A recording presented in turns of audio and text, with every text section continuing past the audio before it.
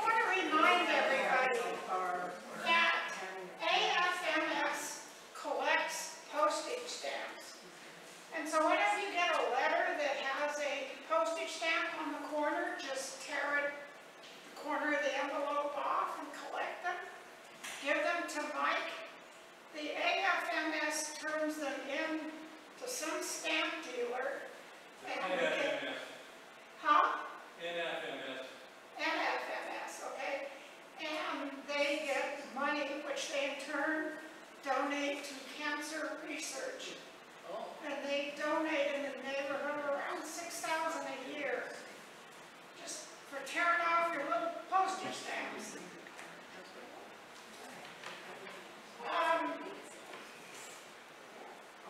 Roger's selling raffle tickets. If you haven't got raffle tickets for tonight, sometime during the evening, go up and get yourself some tickets.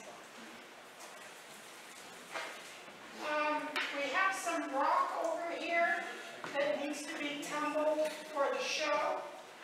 We give rocks out at the spinning wheel, and then we give all kids a free polished rock when they come in at the show. So if you can do any tumbling, please come and pick up a canister of rock. And then when you get it all tumbled, it goes to Angie. She's our rock wrangler for the kids in the spinning wheel. Pat? Huh?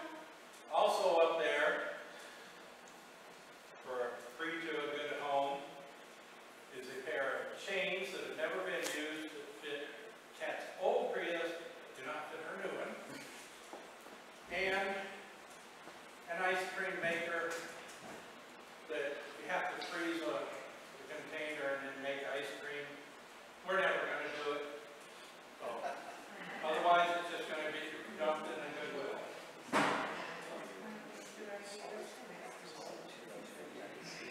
Okay, as all of you know, we have the Rock and Gem Show coming up August 20 and 21st.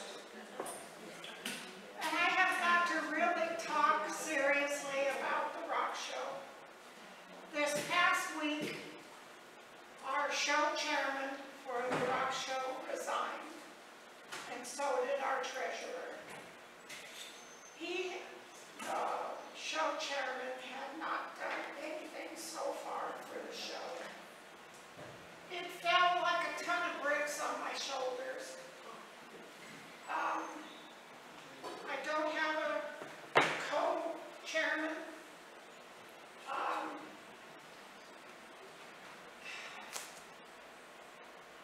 You know, the reason the club goes to all the effort to put a rock show on is because we're trying to get an indoor lapidary shop. It is a lot of work to put a show on.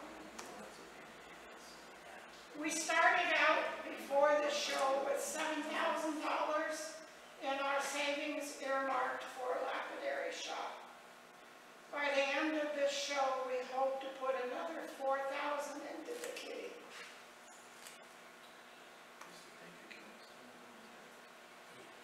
I not only need help on the show, I also need a treasurer for the club. Mike and I are going on vacation twice between now and the show. There's no way we can get out of it. Everything's paid for. We can't cancel. It gives me a little over 5 weeks to get the show done. And I really need to lean on our membership to step up and help. I know we're kind of light tonight. I was hoping to see more people, to see more members. But I need everybody's help. I have broken the jobs for the show down into small little increments, rather than chairmanships or head of this or taking on the responsibility for some larger area. Everything is broken down and the day that they need the help, we're going to need around 35 to 40 people to step up and help with the show in order to get it done. And I'm asking all of you to come up, read the list, and sign up for whatever you can possibly help with. This is a sincere appeal. I desperately need help. The show is sold out, which takes a big load off of me. We're totally booked. It looks like the membership co-op booth is going to be sold out also. So on, during show and tell on the break, come up, read the list, and please sign up for something.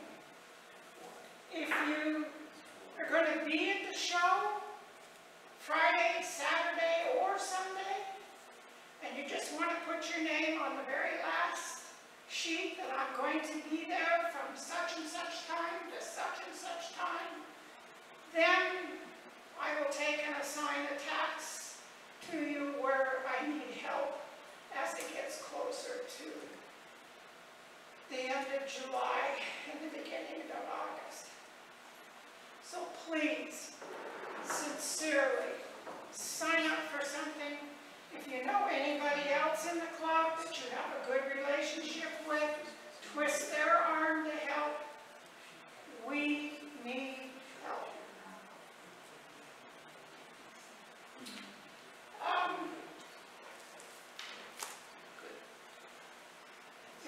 Obtaining a lapidary shop is good for the club, but it's also good for you.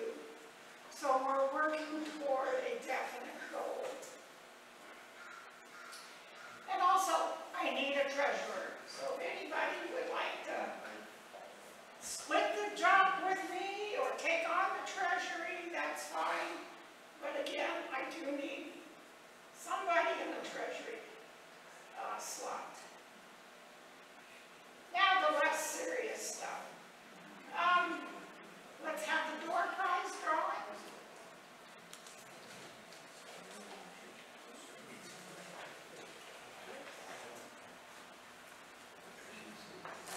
Well, let's see.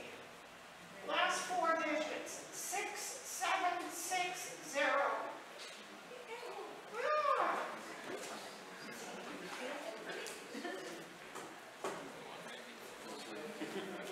While you're there, Kat and I are, go ahead.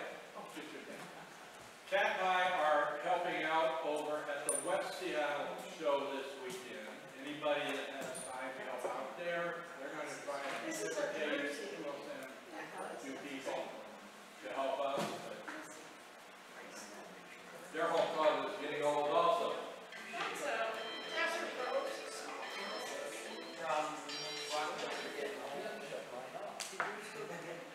Take it. And I do want to thank Zach, and I don't know how much, Roger, stuff, for having this all set up when we walked in at a few minutes after 6. So, I drew my own ticket. 6761. That's me, I think. His last one was 760. Okay. We'll draw one more.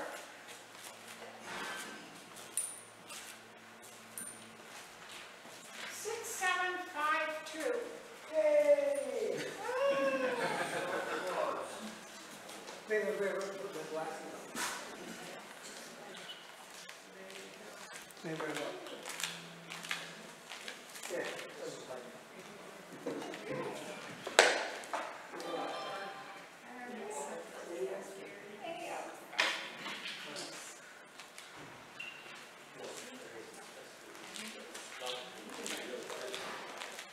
Oh.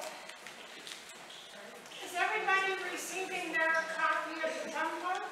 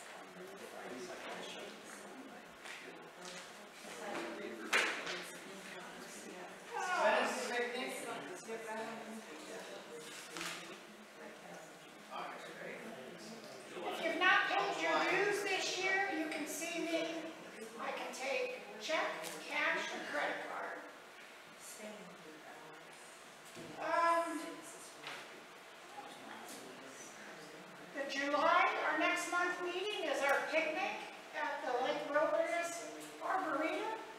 See, I learned how to pronounce that word. I wrote it 15 times. I know how to spell it and I know how to say it now.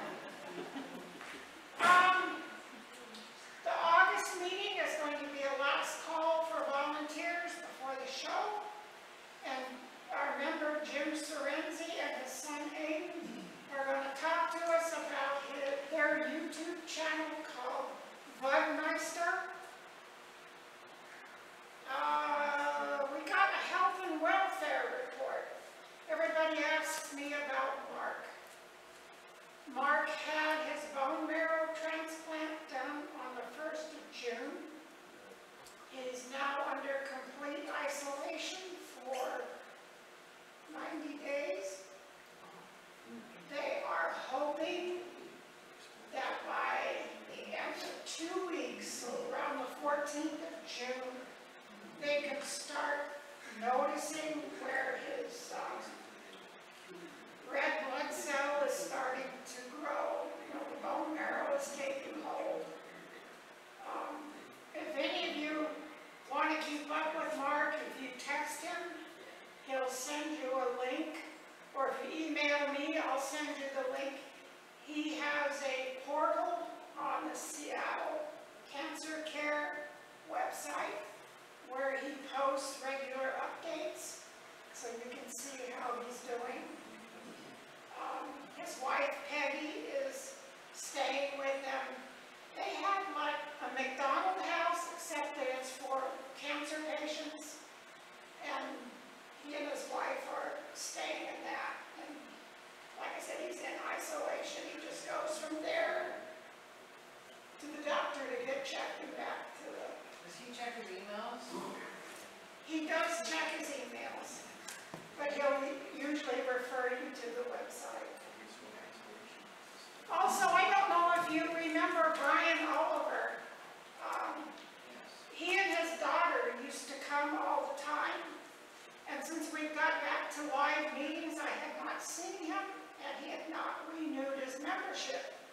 So I reached out to him this week, and I found out that he has been very, very ill.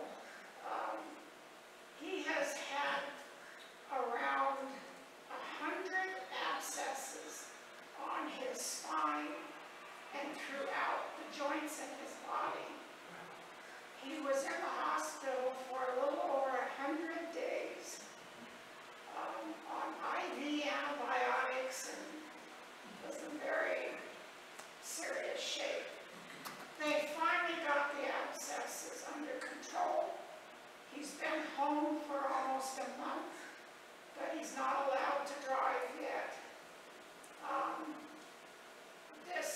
Whatever this condition is, can come back at any time. And he is on antibiotics for the rest of his life. So that's kind of what happened to Brian. We're hoping as soon as he's able to that we see him and his daughter back here again. Let's see. Roger, you want to give a field trip thing on what's coming up? Sure. So, just this coming Saturday, we're doing a little Matt cheese. I'm expecting about 15 people that have responded to my field trip announcement. And so, Chinook Pass was closed, but I saw today that it's planned to be open tomorrow morning at 8 a.m. So instead of driving around, we can meet in Utah like the original plan and go over Chinook Pass. But I'm going to verify that tomorrow morning and send out an email if you're interested in coming and haven't responded. Go ahead and send me an email. So I brought some material that is what we find there. The thunder eggs are kind of bluish, and the lily pad jasper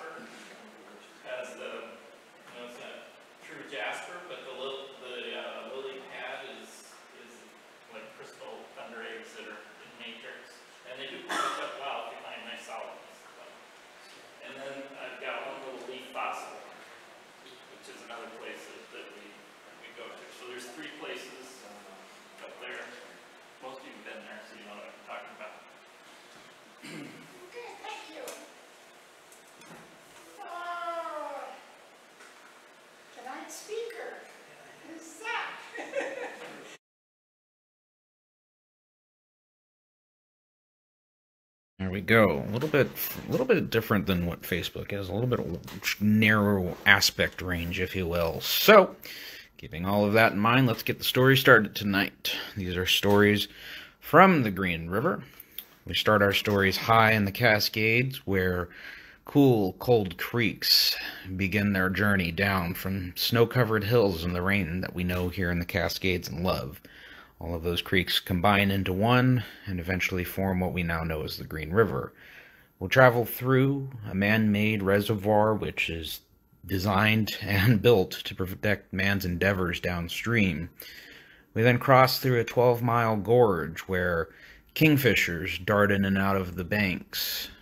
Elk, deer, bears, mountain lions, all of them call these home. Salmon return to their native spawning grounds in an effort to complete their life cycle. We then travel through agricultural land, which is a reminder of our past and where many of us came from, as well as where Native Americans made their home for many years. We then go into an industrial, bustling center, which most of us know today as man's endeavors further increased in the later parts of the century. And this all accumulates at the entrance of the Duwamish River, where the waters spill into Puget Sound, and eventually further onwards towards the Pacific Ocean. So, just a little bit about me. I am Zachary Pratt. I'm a docent with the Black Diamond Historical Society. I spend a lot of my time there. I'm also studying for a bachelor's degree in geoscience and with hopes of being a teacher someday. And I lead hiking tours out in the gorge as well. If you'd ever like to join me, please don't hesitate to ask. I love taking people out there and it's worth it every single time. So tonight we're going to visit a lot of history. The story of the Green River really, honestly, we could start it 1 billion years ago, but I really don't have that kind of time, and I'm sure you don't either, so I like to cut it off at about 55 million years ago because that's kind of when some of the more exciting stuff starts happening. So first things first, we're going to talk about the Eocene period. This is the time period from around when the dinosaurs passed away, up a little bit further about that, but again, the story really starts about 55 million years ago. We'll flash forward in time, talk a little bit about the glaciers. This is a story that is pretty common. Most people seem to know this story, or at least a little bit about it. They know that glaciers were here, but we'll go into a little bit of depth and talk about how it affects the Green River as well. And then everybody's favorite, volcanoes. Who doesn't love a good volcano? Mount Rainier, our icon on the horizon, is definitely a part of this story, and we'll for sure get into that. So, with that, let's start into our time machine and go back to the Eocene period. So, this is what a rough idea of what Washington looked like 55 million years ago. And it's quite a bit different from what we see here today. I got my little laser pointer here and see if you can follow it a little bit. One thing you'll notice really quickly, there are no Olympics here. There are no Cascades here. So this looks a little bit different than what we know and love today. It's quite a bit different. For a little bit of context here, you've got Seattle right here, if you can see my little laser pointer. You got Yakima right here, Portland down here, Lewiston, Idaho would be down here over somewhere, Spokane, up and over here, Wenatchee, Ellensburg somewhere in here. The North Cascades effectively would be up in here, Omak and all that good stuff over there on the right. So, just real quick, you can notice that this does not resemble what we know and love here today. And again, this is a time period before the Olympics rose, and this is a time period before the Cascades rose.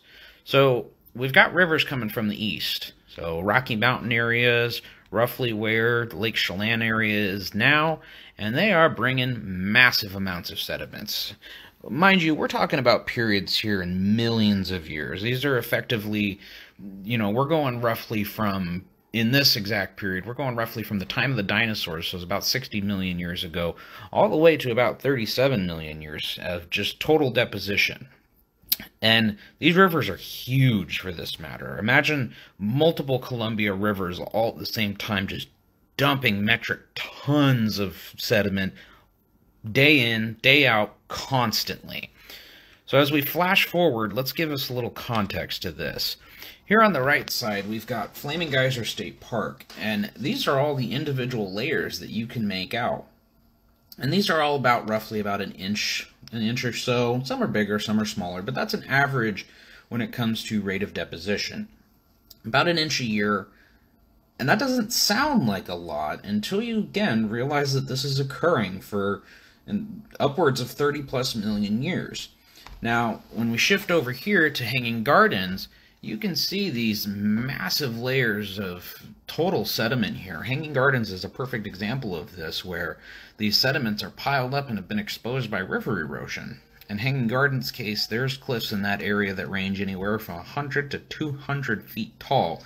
There's spots out in the gorge where from the base of the river all the way up, you get about 400 total feet of elevation change from the base of the river all the way to the rim. Now, this isn't even completely a part of the whole story. This is just exposed what we can see. But if you go below the surface, in many cases you can find even more sediments down there in the order of 2,000, 3,000, 4,000. The maximum layers of deposition hover anywhere between 14,000 and 16,000 feet in total elevation, if you will. Well, elevation is the wrong word, but total layers from top to bottom is about, and those occur up near kind of the Tukwila, Renton area and whatnot. But actually out in the gorge, it's anywhere from 3,000 to 6,000 feet, which again is a huge amount of deposition over the course of those millions of years. Now, all of these layers of deposition can lead to fantastic photos like this. This is friend for scale here, if you will. My 5'8" friend here is standing next to some of these springs that come out of the side of the gorge, and really recommend going out there during the wintertime. It's really somewhere that you should go all times a year. But you can again see this 100-foot cliff here that's just been exposed and is constantly getting eroded away down here. You can just see all this layers, all these little rocks that have just been flung off the side of it because of this mass amount of water coming through here. But again, if we were to get really close to this, you would see those inch layer of deposition, every single one up here. And some of them are a little bit more rounded up here, but especially along like the base of cliffs where it's eroded, where the river potentially was coming through here at some point in time. Unbelievable amount of deposition over that time period. So the other problem that we have during this time period is silencia. Now, some of you may have heard this story, but not everybody. Silencia describes basically the basement rock of the Olympic Mountains. This is what's known as a large igneous province. This formed out in the Pacific Ocean, or Proto-Pacific Ocean, if you will. Basically, for the too long, didn't read part, Earth's plates decided to kind of split open and just start spitting out a bunch of lava. I mean, this makes any kind of eruption that we've witnessed as humans look like just a pop gun. But you eject that much material and you start putting all that weight on top of a plate, and it starts coming towards the north coast or the west coast of North America, and that's too big to be subducted. It's way too big to be subducted. So all that weight starts pushing up against the side of Washington, and it starts toppling over itself. See here on the left side, you know, some of these blocks that have kind of eroded away, and, you know, they're out in the water, but you know, this is an example of the coast. You can imagine the kind of the hillside going up here, and the Olympics are off over on this area. But we come over here, and we see how some of these layers have been twisted and torqued and jerked around. I mean, we're talking layering and forces unlike anything that we have witnessed in a quick motion here on Earth. I mean, to basically build the basement layers of the Olympic is a huge effort. But how does this affect the Green River? Well, that's a good question. Thanks for asking. As this large igneous province slams into the side of Washington, the layers, not just here on the coast, but all over began to twist, torque, and go upwards. Now, out in the gorge, we got a little bit of offset. This is at Flaming Geyser State Park. You can see the layers kind of, you know, they go at a rough, smooth angle. That doesn't look too bad. You've got a little bit of offset, not too bad. Uh-oh. That's a lot of offset. That's quite a bit of offset, for lack of better words. In some cases out here, you have layers that have been shifted almost 55-degree angles. The average is about 35, but this, for example, I mean, you're standing there practically having to rock climb up this. It's kind of impressive to see when you see how jerky these layers can be. And again, sediment layers, you can see these individual layers, how they kind of stacked up on top of each other. And what those layers do lead us into is something kind of interesting, and a different part of the story, if you will. Around the same time of all this deposition happening from the rivers, all this impact from Silencia uppercutting Washington, it's important to remember that during that time, Washington's climate was also a lot different. During that time period, you had basically what is equivalent to the climate of, Southeast America. It's hot, it's humid, there's palm fronds, there's these marshy sediments that occupy the area now. Sitting here in Auburn, I would effectively be sitting, or I'd probably be swimming, but I would effectively be sitting in what is one of these marshes. And for a modern day analogous, I like to pretty much refer to it as Florida without, being Florida. So all of these trees are kind of, they're doing what forests do. They go through death, they go through life. There's roughly about 17 main layers out in the gorge where there's really thick amounts of deposition over this time period. And those lead to what everybody knows and loves about the gorge, coal. Coal was king for many, many years out there, and arguably still is, even though it's not mined anymore. All of these coal layers occur from all of those death and growth life cycles of those forests. And as more and more of these death and growth life cycles, the more material that's organic material that is laid down, the more that you push on top of each other, you also get those layers of sediment coming through, and more and more and more, you get compression, you get heat, bang, you get coal. And this is what many people came out for. In some cases out here, you have layers that are almost 20 feet tall. You can see it starts down here and ends roughly around there. I don't recommend climbing it. It is not fun too. But this is at Icy Creek Salmon Ponds, and this is just, again, another one of those springs that is naturally coming out of the side of the hill and exposing these epic seams. Now, this, again, goes back to what I was saying, friend for scale, of these mines that are out in this area. This is mine number 7. The portal has very obviously been closed. Again, friend for scale. But there's 111 known coal mines just in South King County alone. So the real scary part, especially for me, is when I go out and I try to find some of these mines, and it's the marked ones we know about. Yeah, that's not that big of a problem. It's the unmarked ones. It's the holes in the ground that were used as air shafts, or, Joe and Ken and his friends were out there trying to make their riches and whatnot and just didn't mark it down on the map. So it's a little terrifying thought for you. Make sure you stay on the trail at all times. But really, places like Black Diamond, which were effectively had their beginnings in 1880. I think, if I remember right, Black Diamond was incorporated in 1885, roughly when the railroad came there. These places, this was really the economic driver for Seattle for a while. You had forestry, but you cut down the trees and they're pretty much gone. You have the Klondike Gold Rush, but that was a quick snap in time. Coal was really more like a long-term investment. It was, it kept paying. Back in the day when there were steamships, houses were heated by coal. This was a kind of a constant investment. Now, roughly over this time, about 60 million tons of coal was mined throughout this area, between Renton, Newcastle, Tukwila, and the Green River. And that's about 1800 or 1880, roughly through the 1960s, in variable amounts per different years. And that sounds like a lot. 600 or 60 million is not anything to scoff at, until we know the little fact that there's an estimated 600 million tons still effectively below all of that sediments that we've been discussing about. And that's an obscene number. It's very hard to conceptualize. I have yet to come up with an analogous for that. You can't... Doing something like filling CenturyLink, or I guess it's Lumenfield, with 600 million tons of coal, a little excessive and very hard to, conceptualize, if you will. But it's difficult to get those layers. As we saw with the offset photos, those coal layers are just as affected by that offset as everything else in this area. So it's incredibly hard to mine, it's incredibly difficult to get to, and it's cost prohibited. So the other beautiful thing about coal is where there's coal and sediments, we've also got fossils. And who doesn't love fossils? I would probably put these second or third behind volcanoes, but again, we'll get there.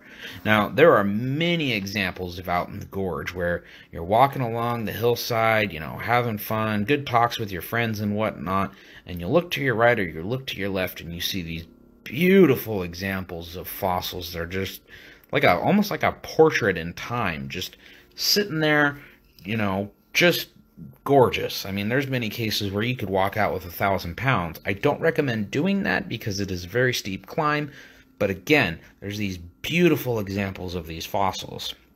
And where you also get leaf fossils, you get tree fossils as well, such as this guy here on the right, which is just kind of like a tree laid over and was frozen in time, if you will. This guy here on the left is something out of my personal collection. It is 55.6 pounds. I do not recommend carrying something that heavy. It sucks, for lack of better words. But on top of it, you can't really make it out in this photo, but there's beautiful tree rings. You've got the carbonization of the wood on the side of it. It's kind of like coal that didn't effectively go full term. But again, this is just, you know, as we see here on the right, these are just kind of hanging out here. This one is a little different because it got loose, if you will. But again, just like a snapshot in time. So we're going to flash forward just a little bit, and I'm skipping over the Cascades. We'll get to that story in a little bit. But now we're going to talk about the glaciation periods and move forward a little bit in time. So we're going to skip roughly 37 million years forward, and we're going to come to, effectively, what would be Seattle. Things at the time looked a little different. There was a little bit more water and whatnot. Lot less industrial center, if you will. This is standing at Jack Perry Park at the mouth of the Duwamish River. You know, you've got the Seattle Space Needle over here, Columbia Tower, Harbor Island, and all that good stuff, just to give you a little context of where we're at. And gorgeous view, you know, who doesn't love views like this of Seattle, depending on who you ask and who you are. And I can get you a little closer here, and you can kind of see in the back there the inklings of the Cascade. You know, you got a little peak poking out over there, you got one poking out over there. Beautiful. Who doesn't love sitting on top of one of these hillsides around here and looking out and seeing the Cascades over there? But you'll also notice that there's this hill right here, and you notice that Seattle as well, if you've been in this area, there's a lot of steep hills in this area. You know, there's another one kind of hiding in the back corner over here. Those stem from glaciation. Glaciers are effectively nature's bulldozers. They come in, they move material. If you need to move a lot of material, glaciers are the way to go. Seattle's not guilty, or is totally guilty of being under that. Roughly, if you're standing in Seattle, there's roughly about 3,000 feet of ice over you, which is quite a bit. It's quite a lot. Now, when you get out towards like the gorge and whatnot, you're more at about 1,000 feet of ice. Terminus of our glaciers back in that time period were roughly around Centralia today, and you know, they kind of, depending on the time period, depending on the level of ice coming through the area, it either shifted forward or shifted back a little bit, but roughly in that area. So this story affects the gorge because, again, same thing here. Those layers of deposition. Now, this is a little bit different of material. This is more like a clay. And if you've ever tried gardening in Seattle, you know for a fact that it is not easy, because when you hit these clay layers, it is damn near impossible to bury through them. It sucks. But this is at Discovery Park. These are fairly easy to access, and they're really gorgeous because, again, you can see those layers of deposition, and they're solid. The gorge is no use of, you know, getting away from this. This whole area was covered in glaciers. Although, over time, we've got more trees, if you will, than something that like you'd find up in Seattle. So, for example, on the left there, you've got Icy Creek, that one that was popping out of the side of that coal seam we saw earlier. Beautiful blue waters. I mean, just breathtaking, really. And pretty much uninundated. You know, there's a culvert here, and on the other side of it, there's also a old school dam that was used for bass rearing that didn't go very well, but it is still out there.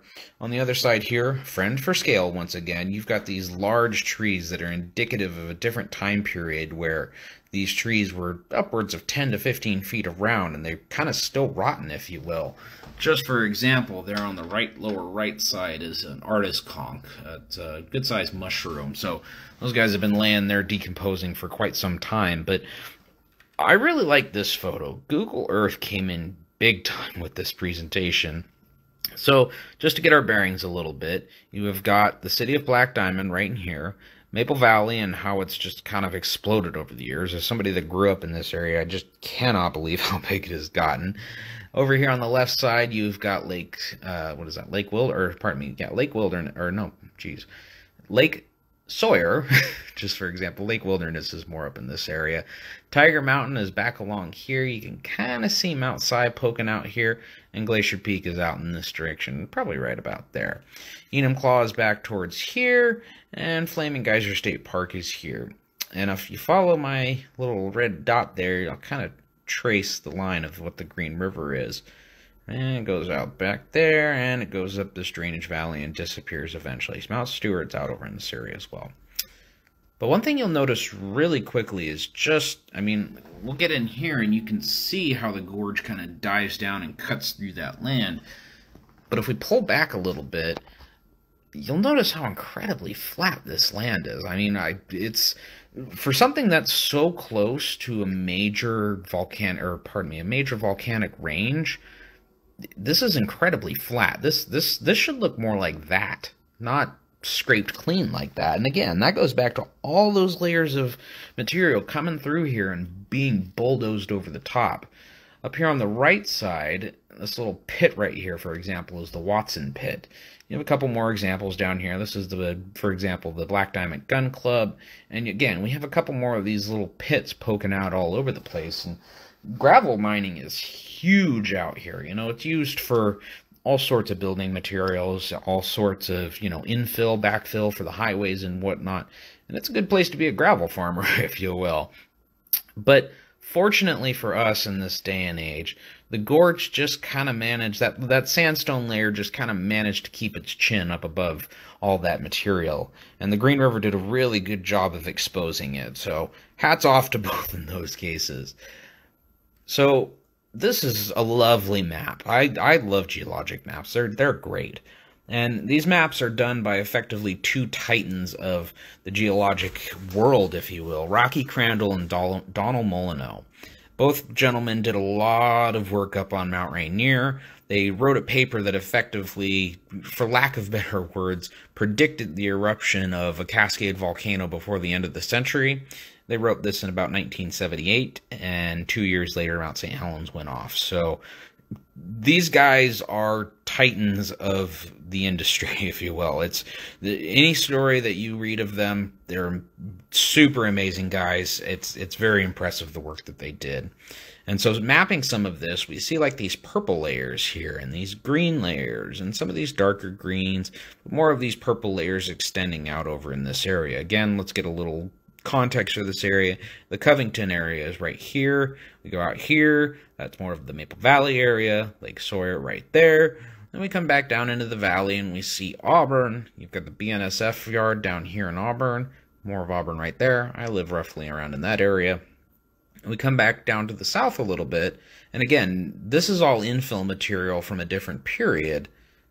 But we start coming up here onto the Muckleshoot Plain, where the Muckleshoot natives, or Muckleshoot tribe, pardon me. The Muckleshoot tribe exists today. And we notice the color starts to change a little bit. Kind of goes to this orange color, and it kind of dots in and out. You know, there's still purple exposures, but this orange starts making an interesting appearance. You know, that doesn't match. That's very suspicious. Well, that comes from, you know her, you love her. It's our icon, beauty on the horizon, Mount Rainier. You know, who doesn't love Mount Rainier on a clear day when you can just see her, and, you know, everybody kind of knows the mantra of, oh, the mountain's out. Well, she is part of this story too. This is standing just a little bit to the, I believe that is south of the Sunrise Visitor Center along a place that's called St. Elmo's Pass, which is roughly down in this area. Sherman Peak, or Point, is up here, and that's a spot to hang out and before you'd attempt to summit. Really gorgeous if you ever get the chance to get to, but not an easy hike. But one thing you'll notice about Mount Rainier is that she's not perfect. She's not symmetrical. She's got rough edges. She's got ragged ridges. She's kind of, you know, nobody's perfect. she's not this perfect, symmetrical, Mount Fuji-esque type mountain, you know, kind of like what Mount St. Helens was before the 1980 eruption, and, you know, more of like what Fuji is today over in Japan.